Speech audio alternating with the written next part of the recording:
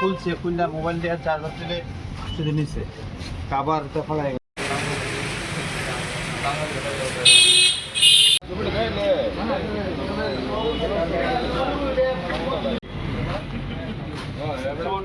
সকালবেলা কিছু জানে না, কিন্তু আমার দোকানের পাশে যে কাকু হঠাৎ করে সকালবেলা আমার কইছে তোমার দোকানের তো শাটার ভাঙা সাবল করে রয়েছে আইসারা দেখো।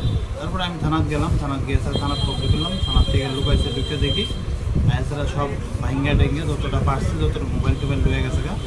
এবং লোকটারা দেখে মনে হয়েছে মানে মার্কেটের মধ্যে দেখছি কিন্তু কোথাও বলতে পারে না। যেমন সামনে লাইভ ডিমো আসলো, লাইভ ডিমোটা নিচে গা দোকানে দেখে আবার ব্যাগ সহকারে ব্যাগ লয়ে গেছে, ব্যাগ দিয়ে মাল লয়ে গেছে। কয়জন লোক আসলো?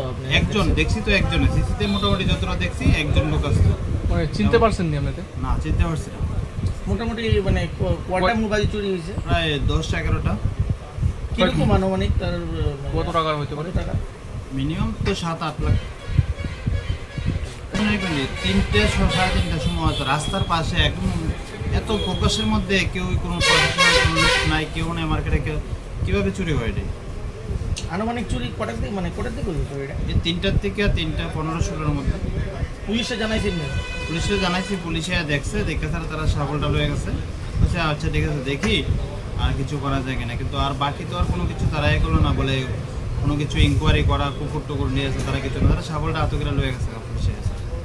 দিল্লিয়া মোড়ার মানে কি এত রোডের পাশে একদম থানার থেকে কতটুকু দূরে, একদম কাছে তো।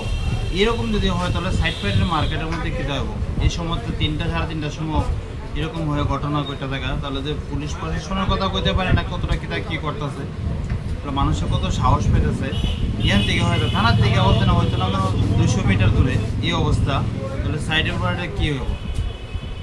আপনি রঞ্জন ভান্ডারী, মোবাইলের দোকানের নাম ভান্ডারী মোবাইলস।